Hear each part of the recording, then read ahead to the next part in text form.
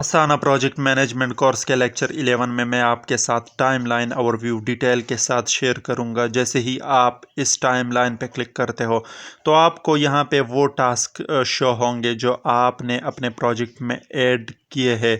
तो सिंपली आप जिस टास्क पे भी क्लिक करते हो आपको उसका डिटेल यहां पे शो हो जाएगा। यहां पे मतलब टास्क का नाम क्या है, ड्यू डेट क्या है और असाइनी कौन है। अब असाइनी का मतलब ये है कि टास्क किसको असाइन हुआ है। यहाँ पे मैं आपको एक बात बता दूं जो कि बहुत ही बेहतरीन है।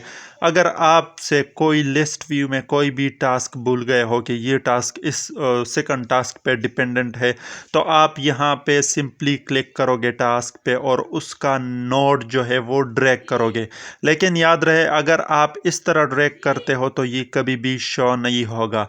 आपने उस वक्त तक ड्रैग करना होगा जब तक वो सेकंड ऑप्शन हाईलाइट ना हो जाए। जैसा कि मैं अभी इस टास्क के साथ करता हूं, आप यहां पे देख सकते हो। सिंपली बिल्कुल इजी है। अगर आपको कोई क्वेश्चन हो आप कमेंट में पूछ सकते हो। यहाँ मैंने अभी इस टास्क पे क्लिक किया और मैं ड्रैग किया, आप देख सकते हो कि हाईलाइट हो गया।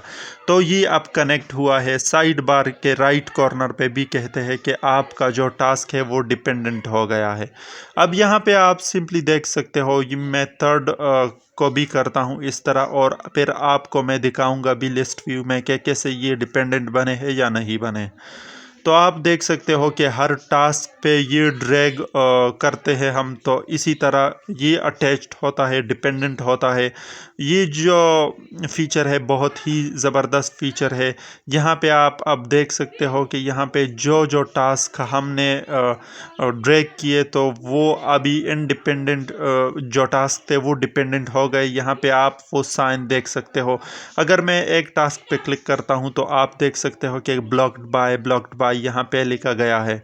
तो ये सिंपल सा फीचर था। इसके रिलेटेड अगर आपको कोई क्वेश्चन हो तो आप पूछ सकते हो। अगर आपने और वीडियोस नहीं देखी तो काइंडली देखो, आपको बहुत फ़ायदा होगा।